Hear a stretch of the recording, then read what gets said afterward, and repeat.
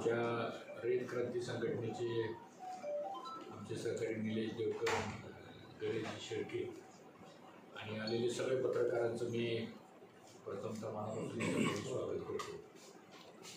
अत्यंत कमी वेळात आपल्याला निरोप देऊन सुद्धा आपण एवढ्या मोठ्या संख्येने आलात. एवढं तीव्र ऊन असताना, लग्न सराईची तारीख असताना सुद्धा आपण आलात, त्याबद्दल आपल्या सर्वांचं महायुती आणि भारतीय जनता पक्षाच्या वतीनं आपलं स्वागत करतो. आजची पत्रकार परिषद जी आहे ती उद्या आपल्या देशाचे लोकप्रिय पंतप्रधान आदरणीय नरेंद्र मोदी साहेब यांची पुणे जिल्ह्यातील चारही उमेदवारांच्या प्रचाराच्या निमित्तानं महायुतीची एक उद्या 5 वाजता पुणे रेसकोर्स इथे सभा होणार आहे आणि त्या सभेला सर्व जिल्ह्यातून हजारोच्या संख्येने लोकांनी सभेला यावं आणि आपल्या मार्फत इंदापूर तालुक्यातल्या सर्व कार्यकर्त्यांना आणि मतदारांना आम्ही विनंती करतो, निमंत्रण देतो की आपणही सर्वांनी मोठ्या संख्येने उद्याच्या सभेला यावं. कारण माननीय नरेंद्र मोदी या देशाचे तिसऱ्यांदा त्यांना जर पंतप्रधान करायचं असेल तर अबकी बार 400 पार आणि त्या 400मध्ये पुणे जिल्ह्यातल्या बारामती सहित 4ही जागा निवडून येतील आणि येणार असा विश्वास मी या निमित्तानं व्यक्त करतो. आणि तशा पद्धतीने सर्वच महायुतीचे जे कार्यकर्ते, सर्व महायुतीचे जे नेते आणि सर्व असंख्य लाखो कार्यकर्ते हे अत्यंत ताकदीनं कामाला लागलेले आहेत. महायुतीमध्ये भारतीय जनता पक्ष, राष्ट्रवादी काँग्रेस पक्ष, अजित पवारांचे राष्ट्रवादी, त्यानंतर एकनाथ शिंदे साहेब मुख्यमंत्री शिवसेना, सदाभाऊ खोत यांची रयत क्रांती संघटना, महादेवराव जानकर साहेबांची राष्ट्रीय समाज पक्ष, माननीय केंद्रीय समाज कल्याण मंत्री आठवले साहेबांची RPI आणि इतर पण बरेच छोटे मोठे असे आमचे मित्रपक्ष मनसे आणि ह्या सर्व मित्रपक्षांची मिळून जी महायुती झालेली आहे, तर ह्या सगळ्या महायुतीचे नेते, त्यांचे कार्यकर्ते, त्यांचे पदाधिकारी हे सर्वजण अतिशय ताकदीनं कामाला लागलेले आणि त्याचं प्रत्यय मला असं वाटतं उद्या आपल्याला रेसकोर्सच्या सभेवर आपल्याला पाहायला मिळेल. रेसकोर्सच्या सभेचा एक इतिहास आहे, कारण तिथलं नियोजन करण्याची पण काही प्रमाणात माझ्याकडे पण जबाबदारी आहे. तर स्वर्गीय इंदिरा गांधींची तिथं एकदा सभा झाली होती, आठवले साहेबांची पण तिथे एकदा सभा झाली आणि आणखी 1-2 कार्यक्रम झाले होते. साधारणतः तिथं 4 ते 5 लाख लोक असल्याशिवाय तिथली सभाच होऊ शकत नाही, कारण ते 177 एकराचं ते ग्राउंड आहे आणि तशी परवानगी वगैरे मिळून त्या सभेचं नियोजन आपण त्या ठिकाणी केलेलं आहे. एकंदरीत आमचे जे 4 उमेदवार आहेत, तर पुण्यामध्ये भारतीय जनता पक्षाचे मुरलीधर मोहोळ, मावळ लोकसभा मतदारसंघामध्ये विद्यमान खासदार श्रीरंगाप्पा बारणे, शिरूर लोकसभा मतदारसंघामध्ये राष्ट्रवादी काँग्रेस पक्षाच्या वतीनं शिवाजीराव आढळराव पाटील आणि बारामती लोकसभा मतदारसंघातून सुनित्राताई अजितराव पवार अशा 4 उमेदवारांचा आणि मला असं वाटतं महायुतीचा संगमच आहे पुणे जिल्ह्यामध्ये. कारण 1 भाजपचा उमेदवार, 2 राष्ट्रवादीचे उमेदवार आणि 1 शिवसेनेचा उमेदवार. त्यामुळं जिल्हा म्हणून मोदी साहेबांनी ह्या सभेचं त्या ठिकाणी वेळ दिलेला आहे. त्यामुळं सभा मोठी व्हावी आणि लाखोच्या संख्येने सभेला यावे, त्यासाठी आज आम्ही ही पत्रकार परिषद या ठिकाणी बोलवलेली आहे. आपल्या माध्यमातून जनतेपर्यंत हा उद्याच्या सभेचा मेसेज जावा अशी आपल्या सर्वांना मी या निमित्तानं विनंती करू इच्छितो. आपण पाहिलं असेल की गेले 5 वर्ष मोदी साहेबांच्या माध्यमातून या देशामध्ये जे काम झालेलं आहे ते ऐतिहासिक काम झालेलं आहे. पहिली गोष्ट, 500 वर्षापासूनचा प्रयोग असलेला राम मंदिराचा प्रश्न हा अत्यंत शांततेच्या मार्गाने सुटला. त्याचबरोबर बाबरी मशिदीचा पण जो प्रश्न होता तोही सर्वोच्च न्यायालयाने त्यांना 4 एकर जागा देऊन आणि म्हणून हिंदू आणि मुस्लिमांच्या मध्ये ह्या जागेवरनं जो वाद होत होता आणि पिढ्यानपिढ्या जो संघर्ष होत होता तो अत्यंत संयमानं शांतपणानं माननीय सर्वोच्च न्यायालयाच्या माध्यमातून तो प्रश्न सोडवला आणि मला असं वाटतं जगातलं एक ऐतिहासिक आणि जगातलं एक नंबरचं धार्मिक स्थळ ज्याला म्हणू आपण ते प्रभू रामचंद्राच्या माध्यमातून तिथं निर्माण झालेलं आहे. त्याचबरोबर युनिटी फॉर इंडिया, भारताची एकता, हा जगातला सर्वोच्च मोठा स्टॅच्यू सरदार वल्लभभाई पटेलांचा उभा झाला, ते वैशिष्ट्य आहे. जगातला सगळ्यात मोठा रेल्वे ट्रॅकसुद्धा हा नॉर्थ ईस्टमध्ये आपल्या देशामध्ये उभा राहिला. 76 पेक्षा अधिक विमानतळं त्या देशामध्ये उभा राहिली. तीर्थक्षेत्र विकास आराखड्याची कितीतरी उदाहरणं सांगता येतील.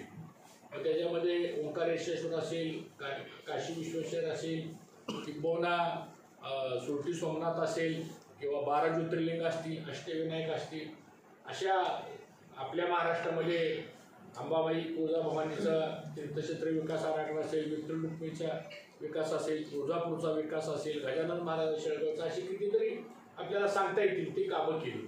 जगातला सगळ्यात मोठा सागरी सेतू ज्याला आपण अटल सेतू म्हणतो तो सुद्धा 20 किलोमीटरचा आपल्या देशामध्ये जगातला एक नंबरचा निर्माण झाला आहे. जॅपनीज टेक्नॉलॉजी आणून आपण तयार केलेलं आहे. अशी बरीच कामं झालेली आहेत आणि त्यातूनही विकसित भारताची संकल्पना मला असं वाटतं त्या माध्यमातून पुढे आणलेली आहे. आणि म्हणून या सगळ्या गोष्टीचा विचार केला. आता आमचा एक संकल्पपत्र जाहीर झालेलं आहे. थोडं बारकाईने जरी संकल्पपत्र वाचलं, आम्ही घरोघरी हे पोस्ट करणार आहे आता या पुढच्या 5-7 दिवसामध्ये.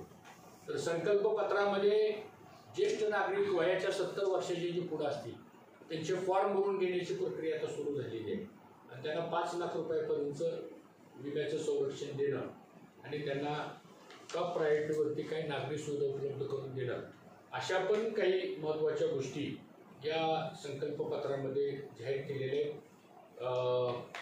3 कोटी महिलांना त्या ठिकाणी आत्मनिर्भर करण्याचा त्या ठिकाणी मार्ग स्वीकारलेला, अशा बऱ्याच गोष्टी त्या संकल्पपत्रामध्ये आहेत. ते सांगून मी आपला अधिक वेळ घेणार नाही, परंतु या सगळ्या गोष्टीचा विचार केला तर ही निवडणूक विकासाच्या मुद्द्यावर, ही निवडणूक राष्ट्रीयतेच्या मुद्द्यावर आणि ही निवडणूक जगातली सर्वात मोठी लोकशाही जी भारतामध्ये आहे त्या लोकशाही मजबूत करण्याकरता म्हणून आणि आंतरराष्ट्रीय स्तरावर भारताचं नाव उज्ज्वल करण्याकरता म्हणून या निवडणुकीवर मला असं वाटतं पाहण्याची आवश्यकता आहे.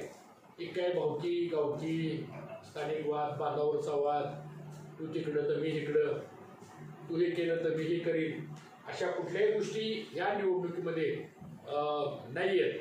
आणि मला असं वाटतं की त्याला फारसं महत्त्व न देता, कोणावर वैयक्तिक टीका न करता एक राष्ट्रीय मुद्द्यावर, कारण लोकसभेचा अजेंडाच असतो हा. दुर्दैवाने काही लोक स्थानिक ह्या निवडणुका करायच्या प्रयत्नात आहेत, काही लोक ही निवडणूक भावनिक करण्याचा प्रयत्न करत आहेत, काही लोक ह्या निवडणुका व्यक्तिगत वादावरती नेण्याचा प्रयत्न करत आहेत. मला असं वाटतं की ह्या देशातला आणि पुणे जिल्ह्यातला मतदार हा सुज्ञ आहे, हा विचारी आहे, त्याला चांगलं वाईट सगळं कळतो, तो कधीही भावनिक होऊन मतदान करत नाही.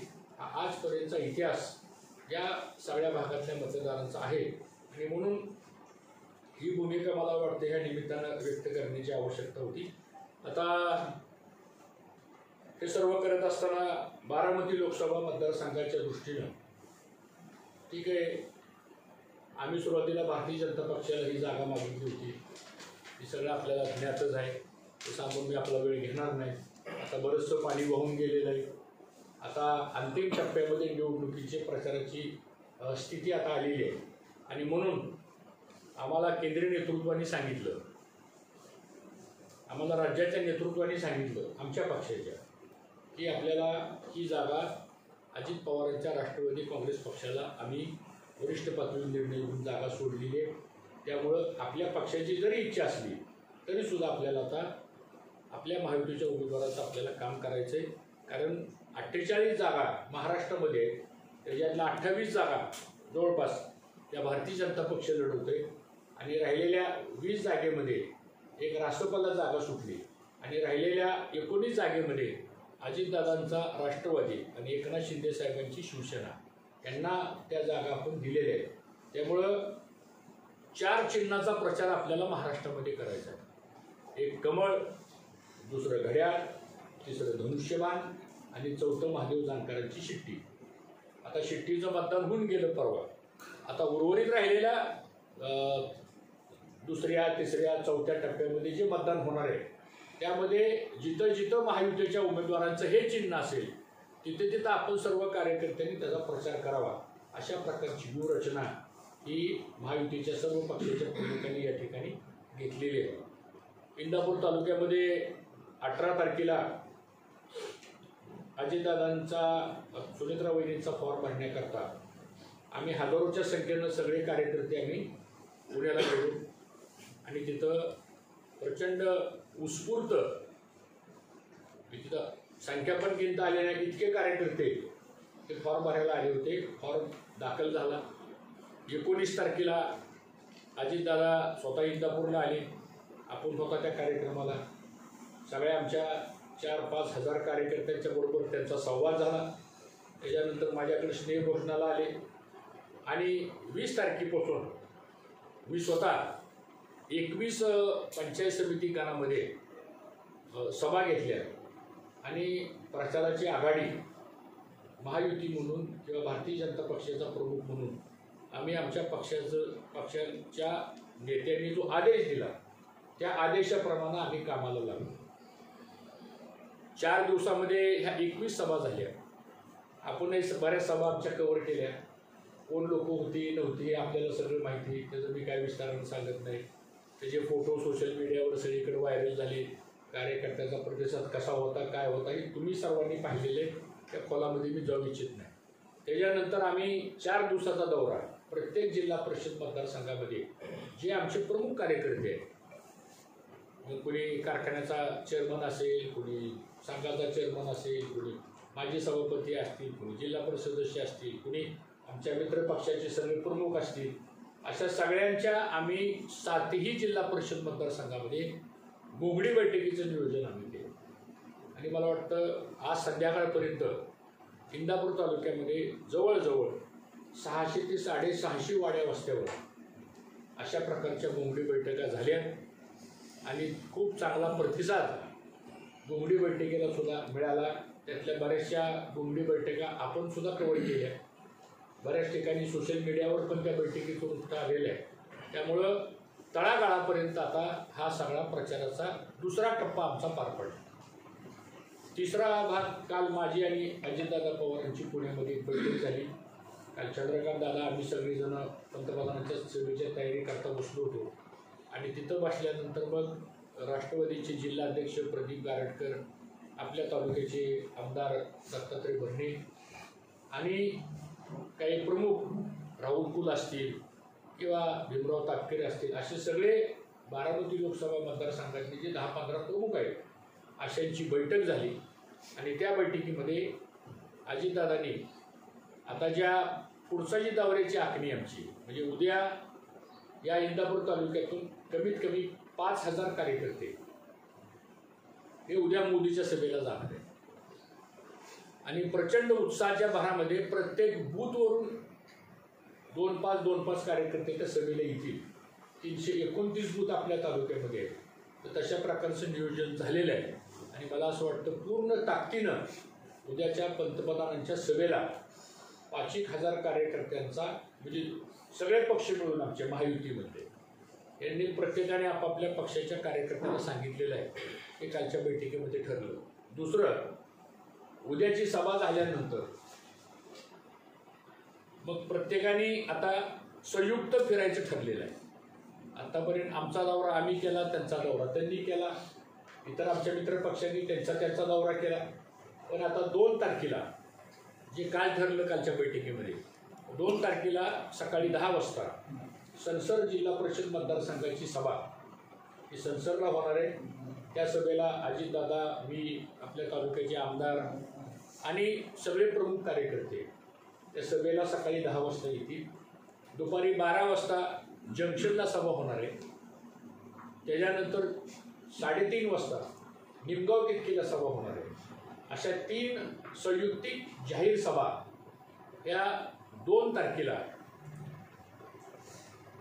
उपमुख्यमंत्री अजितदादा पवार, मी स्वतः, तालुक्याचे आमदार दत्तात्रय भरणे, त्याचप्रमाणे जिल्ह्याचे अध्यक्ष प्रदीपदादा गारटकर आणि सगळे आमचे महायुतीमधले जे प्रमुख आहेत हे सर्वजण त्या सभेला उपस्थित राहतील. हा झाला 2 तारखेचा विषय. 2 तारखेला संध्याकाळी इंदापूर शहरामध्ये राष्ट्रवादी काँग्रेस पक्ष आणि आम्ही अशी एकत्रित पदयात्रा ही इंदापूर शहरामध्ये होणार आहे आणि 7:30 वाजता इंदापूर नगरपालिकेच्या समोर आमच्या इंदापूर शहरातल्या भारतीय जनता पक्ष आणि राष्ट्रवादीची संयुक्तिक सभा शहरापुरती ही संध्याकाळी होणार आहे. आणि ती झाल्यानंतर रात्री 9 वाजता आमची भारतीय जनता पक्षाची शहरातले जे प्रमुख कार्यकर्ते आहेत त्याची वेगळी बैठक पुन्हा एक होणार आहे. असा हा 2 तारखेचा नियोजनाचा भाग आहे. 3 तारखेला सकाळी 10 वाजता भिगवणला जाहीर सभा होणार आहे. दुपारी 12 वाजता पळसदेवला जाहीर सभा होणार आहे. 4 वाजता काटी वडापुरी जिल्हा परिषद मतदारसंघाची सभा ही काटीला होणार आहे. आणि 6 वाजता बावडा जिल्हा परिषदची सभा ही बावड्या ग्रामपंचायतच्या समोर जे बाजारतळ आहे तिथं ती सभा होणार आहे. अशा एकंदरीत संयुक्तिक आमच्या 7 जिल्हा परिषदमध्ये 7 सभा होणार आहेत. आणि ह्या 7 सभेला सर्वांनी ताकदीनं यायचं आहे अशा प्रकारचं कालच्या बैठकीमध्ये ठरलेलं आहे. हे तुमच्यामार्फत लोकांना समजावं म्हणून आज तुम्हाला मी यासाठी बोलवलेलं आहे. त्याच्यानंतर 4 तारखेला प्रत्येकाने आपापल्या गावामध्ये बूथवर मतदार याद्या घेऊन आपापलं नियोजन प्रत्येकाने आपापल्या गावामध्ये करायचं आहे. त्यासाठीचा 4 तारखेचा दिवस हा ठेवलेला आहे. आणि 5 तारखेला उपमुख्यमंत्री अजितदादा पवार आणि आणखीन काही कुणी येतील, अजून ते नाव ठरलेलं नाही, तर शेवटची सांगता सभा ही मला वाटतं 2 वाजता इंदापूर नगरपालिकेचं जे आपलं नवीन प्रशासकीय इमारतीचं जे ग्राउंड आहे तिथं संयुक्तिक शेवटची सांगता सभा ही साधारणतः 2 वाजता होणार आहे. अशा पद्धतीनं इंदापूर तालुक्यामध्ये 8 ते 9 सभेचं नियोजन झालेलं आहे. आणि हे इन ॲडव्हान्समध्ये मला तुम्हाला सगळ्या आमच्या पत्रकार मित्रांना सांगायचं आहे, कारण तुम्हाला सुद्धा ह्या गोष्टी माहिती असणं लोकशाहीमध्ये गरजेचं आहे. कारण तुमचे मार्फत जेवढ्या लोकांना त्या गोष्टी फास्ट कळू शकतात तेवढ्या आम्ही सांगण्यामध्ये विलंब होतो किंवा वेळ लागतो, पण तुमच्याकडून ते लवकर जाऊ शकतं. आणि लोकशाहीच्या माध्यमातून समाज प्रबोधन करण्याचं काम, मतदारांना प्रबोधन करण्याचं काम या माध्यमातून आपण करत आहोत हे मला त्या निमित्तानं आपल्या सर्वांना सांगायचं आहे. आता ह्याच्यामध्ये अजून काही सभेचं नियोजन करायचं चाललेलं आहे. जसं काल धनंजय मुंडे साहेबांची सभा झाली, कदाचित मधल्या काळामध्ये आता परवा रामदास आठवले साहेब येऊन गेले, किंवा महादेव जानकर साहेबांच्या कदाचित काही सभा होती, किंवा आणखीन छगन भुजबळ साहेब आहेत, किंवा आणखीन कोण येतील ते आता वरची नेते मंडळी त्या संदर्भात ठरवतील. पण माझ्यासमोर ज्या गोष्टी ठरल्या काल त्या मला असं वाटतं तुम्हाला सांगणं संयुक्तिक होईल. आणि ह्या बैठकीला आपले आमदार दत्तात्रय भरणे, गारटकर दादा आणि मग सगळे जिल्ह्यातले जे प्रमुख होते, चंद्रकांत दादा होते, या सगळ्यांच्या समोर बसून ह्या सगळ्या गोष्टीचं कालच्या संदर्भातलं नियोजन झालेलं आहे हे मला आपल्या सर्वांना या ठिकाणी सांगायचं आहे. त्याचबरोबर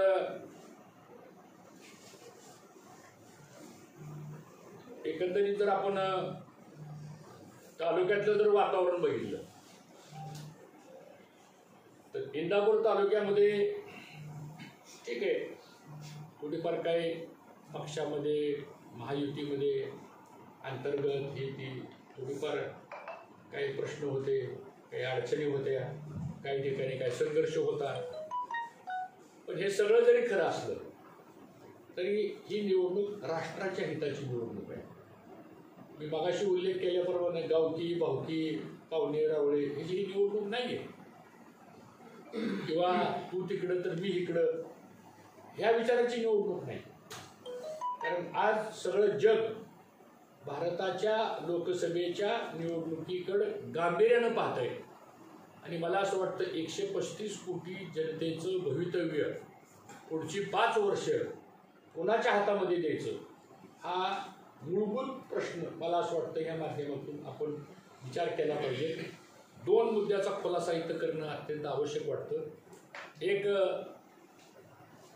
जरीला प्रचार केला जातो किंवा एक परसेप्शन सेट करण्याचा प्रयत्न केला जातोय की 400 जागा जर भाजपच्या आल्या किंवा NDAच्या आल्या तर हे संविधान बदलणार आहे आणि मग आरक्षण जाईल, मग कुणावर तरी अन्याय होईल, असं कुठलंही या धोरणामध्ये नाही आहे आणि कोणीही संविधान बदलू शकत नाही. पुन्हा असा एक मुद्दा काढला जातो, काल पंतप्रधान कोल्हापूरच्या सभेमध्ये बोलले की इंडियाचं सरकार जर आलं तर आम्ही 370 कलम जे तुम्ही काढलेलं आहे, हटवलंय, ते आम्ही पुन्हा आणू, असं काल पंतप्रधानांचं स्टेटमेंट आलं काय. मला असं वाटतं ती सुद्धा गंभीर बाब आहे. तर असे राष्ट्रीय स्तरावरचे जे मुद्दे आहेत, आज बघा 10 वर्षामध्ये कुठे जाती लढली नाही, 10 वर्षामध्ये कुठं आतंकवाद नाही, 10 वर्षामध्ये कुठं परकीय शक्ती डोक्यावर काढू शकत नाही, एवढं नियोजन आज आपण ह्याचा विचार केला पाहिजे आपण. तर मला असं वाटतं ह्या सगळ्या गोष्टींचा विचार करून एक राष्ट्रीय कर्तव्य समजून ह्या निवडणुकीत पाहण्याची गरज आहे. सुनित्रा वहिनींना मतदान म्हणजे नरेंद्र मोदींना पंतप्रधान करण्यासाठीचं मतदान आहे. पुणे जिल्ह्यातल्या महायुतीच्या 4 जागा निवडून आणणं म्हणजे 400चा आकडा पार पाडणं लोकसभेमध्ये. तर ह्या सगळ्या गोष्टींचा विचार आपण ह्या माध्यमातून केला पाहिजे. आणखीन 2 मुद्दे मला सांगायचे आणि मग आपली पत्रकार परिषद या ठिकाणी मी थांबवतो. पहिला मुद्दा असा आहे की शेवटी ह्या सगळ्या निवडणूक आपण का लढवतो, पक्ष का लढवतात, महायुती का होतात, महाआघाडी का होती, जे कोणी असतील समजा, लोकशाहीमध्ये प्रत्येकाला अधिकार आहे. पण ह्या सगळ्या निवडणुका आपण ह्यासाठी लढवतो की निवडून गेलेला माणूस असेल तो सत्तेच्या प्रभावामध्ये असला पाहिजे, सत्ता स्थापन झाली पाहिजे आणि त्या सत्तेच्या माध्यमातून हजारो कोटी रुपयाचा निधी, तो राज्य सरकारचा असेल नाही तर केंद्र सरकारचा असेल, तो आपल्या भागामध्ये कसा आला पाहिजे हे साधं सोपं सूत्र मला असं वाटतं या निवडणुकीमध्ये आपण सातत्याने पाळतो. दुर्दैवानं आपल्या भागामध्ये केंद्राचा निधी आणण्यामध्ये आपण कमी पडलो ही गोष्ट खरी आहे. गेल्या 10 वर्षामध्ये मला कोणाचं टीका करायची नाही, मला कोणाचं नाव घ्यायचं नाही, न कोणावर व्यक्तिगत हल्ला करायचा नाही. पण जर आपला निवडून गेलेला खासदार जर सत्तेच्या प्रभावामध्ये असेल तर मला असं वाटतं त्याचा फायदा या मतदारसंघाच्या विकासासाठी 100% होईल आणि तो आम्हाला करून द्यायचा आहे. हे साधं सोपं लॉजिक मला असं वाटतं या निवडणुकीमध्ये आपण या ठिकाणी घेतलेलं आहे. व्यक्तिगत पातळीवर आम्ही कोणावर बोलणार नाही आणि कोणी व्यक्तिगत पातळीवर टीका जरी केली तरी आम्ही त्याला उत्तर पण देणार नाही. अशा प्रकारची आमची महायुतीच्या प्रचाराची आखणी या माध्यमातून आपण केलेली आहे. आज मला आपल्याला आवर्जून सांगायचं आहे की इंदापूर तालुक्यापुरतं जर बोलायचं झालं तर या तालुक्याचे 5 अत्यंत गहन प्रश्न आहेत. त्यातला पहिला प्रश्न शेतीचा पाण्याचा प्रश्न. शेतीचा पाण्याचा प्रश्न, भाटगर धरणाची परिस्थिती काय, खडकवासला धरणाची परिस्थिती काय, उजनीच्या पाण्याची परिस्थिती काय, नीरा नदीची परिस्थिती काय, भीमा नदीची परिस्थिती काय आणि त्यातून संसर्गट खडकवासला कालवा, नीरा डावा कालवा या सगळ्याचा हिशोब जर आपण केला तर आपल्याला पाणी येतंय कुठनं, त्या पाण्याची आजची परिस्थिती काय आणि उद्याचं त्या पाण्याचं भवितव्य काय राहणार आहे. मला असं वाटतं इंदापूर तालुक्याचं अर्थकारण, इंदापूर तालुक्याचं समाजकारण आणि इंदापूर तालुक्याचं उत्पन्न आणि उपजीविकेचं साधन जर काय असेल तर 90% हा तालुका शेतीवरती अवलंबून आहे. आणि शेतीला 4 गोष्टीची आवश्यकता आहे. एक शाश्वत पाणी, दुसरं लागणारी वीज, तिसरं त्याला लागणारं आर्थिक भांडवल, चौथं कच्च्या मालाचं रूपांतर पक्क्या मालामध्ये करण्यासाठी सहकारी संस्था, दुधाचा व्यवसाय, पोल्ट्रीचा व्यवसाय, फलोत्पादनाचा व्यवसाय, प्रोसेसिंग इंडस्ट्री. या 5-6 मुद्दे जर आपल्याला पुढच्या 25-30 वर्षामध्ये जर आपल्याला साध्य करायचे असतील आपल्याला तर केंद्राची मदतच घ्यावी लागेल आपल्याला. हे अगदी मी स्पष्टपणाने मांडतो. आणि जर केंद्राची मदत आपल्याला पाहिजे असेल तर आपल्याला केंद्राच्या महायुतीच्या प्रभावामध्ये जावं लागणार आहे. अन्यथा उद्या 7 तारखेला निवडणूक होऊन जाईल. 8 तारखेला उद्या कोणाचा ट्रान्सफॉर्मर जळाला, कुणाकडे जायचं? उद्या कोणाचा शिपीचा पाण्याचा प्रश्न निर्माण झाला, कुणाकडे जायचं? बंधारा वाहून गेला, कुणाकडे जायचं? शेततळं फुटलं, कुणाकडे जायचं? एखादं नवीन सबस्टेशन आपल्याला करायचं, कुणाकडे जायचं? उद्या आम्हाला पीक कर्जासाठी कर्ज लागणार आहे आम्हाला, आम्ही कुणाकडे जायचं? उद्या ऊसाची कारखानदारी चालवायची, कुणाकडे जायचं? दुधाचा व्यवसाय वाढवायचा आहे आम्हाला, कुणाकडे जायचं? उद्या आमच्या तालुक्यामध्ये नवीन पिढी शिक्षण घेते, हायस्कूल लागतील, कॉलेज लागतील, इंजिनिअरिंग कॉलेज लागतील, पॅरामेडिकल कॉलेज लागतील, जायचं कुणाकडे?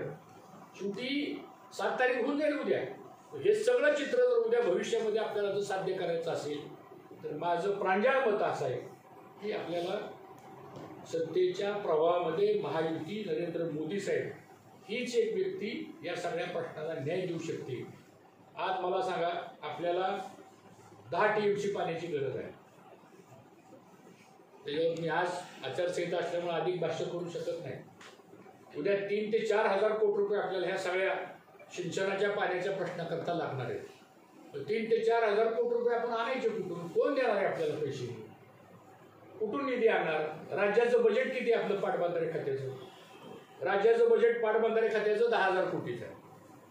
त्यातनं 8,000 कोटी स्पिलओव्हरला गेले, 1,000 कोटी नवीन कामाला गेले, 1,000 कोटी रुपये आस्थापनाला गेले पगाराला. 5-5 वर्षाचा स्पिलओव्हर आहे. मग उद्या हे सगळे प्रकल्प करायचे असतील आपल्याला तर मला असं वाटतं ह्याला निधी लागेल. आणि मग निधी पाहिजे असेल, उद्या आपला खासदार निवडून गेला, त्या खासदाराबरोबर आम्ही जिल्ह्यातले किंवा या भागातले सगळे प्रमुख माणसं देवेंद्र फडणवीस, एकनाथ शिंदे, अजितदादांच्या घेऊन आम्ही उद्या दिल्लीला गेलो. उद्या अमित शाह साहेबांना भेटलो, त्यांच्या परवानगीने उद्या प्राईम मिनिस्टरला भेटायला गेलो. मला असं वाटतं तुम्ही जर प्रस्ताव दिला तर तो प्रस्ताव सहजपणानं मंजूर होऊ शकतो आणि त्यातून आपल्या तालुक्याचा कायमचा प्रश्न मिटू शकेल. हा पहिला मुद्दा. दुसरा मुद्दा, बेरोजगारीचा प्रश्न ह्या तालुक्यामध्ये गंभीर आहे. MIDC शिवाय बेरोजगारी आपण कमी करू शकत नाही. आज आपल्याकडे 2,000 एकराची MIDC आहे, 80% पूर्ण झाली. आता इथं 5 ते 8 हजार लोकांना नोकऱ्या मिळाल्या, रोजगार मिळाला, त्यांनी काही प्रमाणात प्रश्न सुटला. पण सगळ्याला काही नोकरी देऊ शकत नाही आपण. मग येणाऱ्या भविष्य काळामध्ये अजून काही सुधारित अशा 1-2 MIDC 2-2, 3-3 हजार एकर जमीन घेऊन काही जंक्शन भागामध्ये, काही संसर भागामध्ये, काही बावडे भागामध्ये अशा 1,500-2,000 एकराच्या आपण काही लँड घेऊन काही उद्योगधंदे जर आणायचे असतील आपल्याला तर हे कोण आणू शकतं?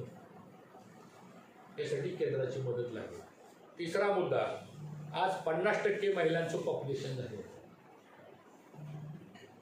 सकाळी घरकाम महिलेचं झाल्यानंतर दिवसभर त्या बिचाऱ्या महिलेला काही काम नसतं. कुठलंही कुटुंब पुढे जायचं असेल तर पुरुषाबरोबर महिलेने जर काम केलं तर ते कुटुंब जलद गतीने पुढे जाऊ शकतं आणि घरातलं वातावरण पण चांगलं राहतं, एक फॅमिली कल्चर राहतं. म्हणजे कोणच कोणाला बोलू शकत नाही, तुम्ही पण कष्ट करताय, पैसे मिळवताय, मी पण कष्ट करते आणि पैसे मिळवते आणि पुढची पिढी आपण चांगल्या पद्धतीने करू. प्रत्येकाचं स्वप्न असतं.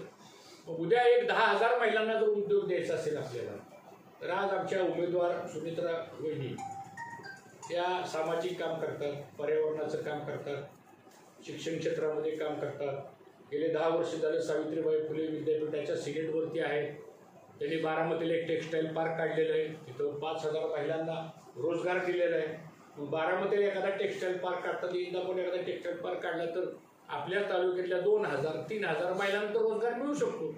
हे कोण करू शकणार आहे? हे महायुतीमध्ये उमेदवार करू शकतात. तिसरा महत्त्वाचा मुद्दा, शिक्षणाच्या नवीन दारी उघडायला लागतील आपल्याला. आता 10वी 12वी आर्ट्स सायन्स कॉमर्स याच्या पलीकडे शिक्षण गेलेलं आहे. तोही विषय मला असं वाटतं या पुढच्या काळामध्ये आपल्याला हातामध्ये घ्यावं लागणार आहे. त्याचबरोबर हे सगळं करत असताना आपल्या तालुक्यामध्ये सहकारी संस्थांचं जाळं आहे. आज आपल्या तालुक्यामध्ये 40 लाख मेट्रिक टन ऊस आहे. आज आपल्या तालुक्यामध्ये 8,000 एकर द्राक्षाच्या बाग आहेत. आज आपल्या तालुक्यामध्ये 2,000 एकर पेरूची लागवड झाली. आज आपल्या तालुक्यामध्ये 700 एकराची ड्रॅगन फ्रूटची लागवड झालेली आहे. आज आपल्या तालुक्यामध्ये 12,000 एकर केळीची लागवड झालेली आहे. आता मला सांगा की प्रक्रिया करणारे उद्योग जर काढायचे असतील आपल्याला तर कोण मदत करू शकणार आहे? केंद्राचं धोरण आहे. जशी आपण एक वायनरी काढली 5 लाख लिटरची, काय का असतानाच त्या भागामध्ये काही प्रमाणात लोकांना त्याच्या द्राक्षाला न्याय मिळाला. मग उद्या भविष्यामध्ये हे सगळे प्रकल्प काढायचे असतील आपल्याला तर मदत कोण करणार? साखर उद्योग आहे. आता साखर उद्योगाचा काल एक निर्णय आम्ही करून आणला. 6 डिसेंबरला BAV पॉलिसीचा निर्णय केंद्राने स्थगित केला. आम्ही प्रस्ताव दिला आणि 7,50,000 मेट्रिक टन 31 मार्चला या देशातल्या कारखान्यातून ती BAVचं मॉलिसिस शिल्लक होतं. ते वाया गेलं असतं. ते हॅझर्डस आहे, ते एक्सक्लुसिव्ह आहे, ते बाहेर पण सोडता येत नाही. सोडलं तर पोल्युशन होतंय, पुन्हा पर्यावरण आलं, ग्रीन ट्रायब्युनल आलं. तर त्या इथेनॉल BAV मॉलिसिसला आम्ही कन्व्हर्शन इथेनॉलमध्ये घ्यायचा निर्णय घेतला. काल नोटिफिकेशन निघालं. 38 कोटी लिटर त्या 7,50,000 मधून इथेनॉल तयार होते आणि ते घेण्याच्या कंपनीला आदेश आले. फक्त राष्ट्रीय सहकारी साखर संघाचं एक पत्र मी पाठवलं केंद्रीय गृहमंत्री आणि सहकारिता मंत्र्यांना. एका पत्रावर 1 महिन्यामध्ये तो प्रस्ताव फिरला आणि जवळजवळ 7 मंत्रालयामध्ये ती फाईल करून मागच्या 7 दिवसापूर्वी इलेक्शन कमिशनची मान्यता घेऊन त्या ऑर्डर पास झाल्या. मग उद्या भविष्यामध्ये साखर एक्सपोर्ट आहे, ग्रीन एनर्जी आहे, ग्रीन हायड्रोजन आहे, त्यानंतर BVGचे प्रकल्प आहेत. त्याचबरोबर उद्या मकेपासून आपल्याला इथेनॉल निर्माण तयार करायचे. तर हे सगळे विषय जे आहेत ते तुमच्या माझ्या डायरेक्ट शेतकऱ्याच्या संसार पर्पजशी निगडीत आहेत. हे प्रश्न कोण सोडवणार आहे? आणि शेवटचा महत्त्वाचा मुद्दा असा आहे की तालुक्यामध्ये 5.5 लाख लिटर दूध आहे. जशी कांद्याची परिस्थिती असते ना चढ उतार, तशी दुधाची परिस्थिती असते. आणि हा सगळा हातावरच्या पोटावरचा धंदा आहे.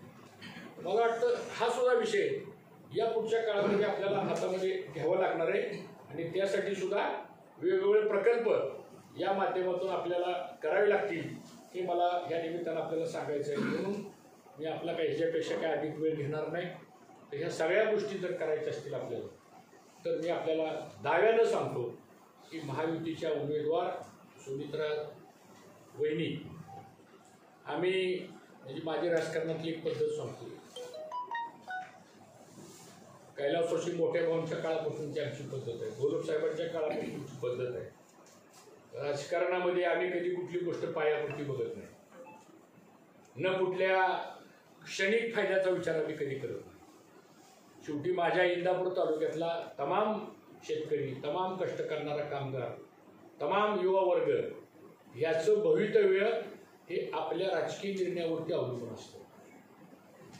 आता काय लोकांचे कदाचित राजकीय निर्णय स्वार्थासाठी असतील का नसतील मला माहीत नाही, पण आम्ही जे राजकीय निर्णय घेतो, कारण मी भारतीय जनता पक्षाचा एक कार्यकर्ता, 2019ला आम्ही त्या पक्षाची भूमिका स्वीकारली. तो मागचा इतिहास मला काढायचा नाही, पण आज मात्र या भूमिकेशी आम्ही सर्वजण ठाम आहोत. आमच्या सगळ्या कार्यकर्त्यांनी सुद्धा ही आमची भूमिका स्वीकारली. आम्ही सगळ्यांना प्रेमानं समजून सांगितलं, वस्तुस्थिती समजून सांगितली, गावोगावच्या बैठकीमध्ये आम्ही ह्या भूमिका मांडल्या. आणि मला असं वाटतं कुठेतरी आता दिल्लीतला डायरेक्ट निधी हा इंदापूर तालुक्याला आणण्यासाठी एक नवीन विकासाचं पर्व आता या माध्यमातून सुरू होईल असा एक विश्वास मला आहे. आणि महायुतीच्या उमेदवार सुमित्राताई पवार, मी अजिबात आकडा सांगणार नाही, टक्केवारी सांगणार नाही, पण एवढं मात्र सांगेल की सगळ्या मित्रपक्षांच्या महायुतीच्या सर्वांच्या सहकार्यानं या तालुक्यामधून जास्तीत जास्त मताधिक्य हे आपल्या सुमित्राताई वहिनींना आणि विशेष करून कमळरूपी घड्याळाला कसं मतदान होईल अशा पद्धतीचा प्रयत्न आम्ही सर्वजण करतोय. या पुढच्या 7 दिवसामध्ये सर्व कार्यकर्त्यांनी थोडीशी आपली व्यक्तिगत घरगुती काही कामं असतील ती बाजूला ठेवून आपण सगळ्यांनी कामाला लागावं. उष्णता आहे, लग्नसराई आहे. आत्तापर्यंत झालेल्या 2 फेजच्या मतदानाची टक्केवारी बघितली तर 50, 52, 54% पुढे मतदान जात नाही. टक्केवारी वाढवली पाहिजे. काल त्याबद्दल पण चर्चा झाली. आणि जर प्रत्येक कार्यकर्त्यांनी जर ताकद लावली तर 10 ते 15% सुद्धा मताची टक्केवारी ही सहज वाढू शकते आणि वाढलेलं मतदान सुद्धा आपल्याच उमेदवाराला कसं होईल अशा प्रकारचा प्रयत्न आपण ह्या माध्यमातून करूया. आपण सर्वजण आलात, आपल्या सगळ्यांचं पुन्हा एकदा स्वागत करतो आणि माझे पत्रकार परिषदेमध्ये शब्द या ठिकाणी संपवतो. धन्यवाद.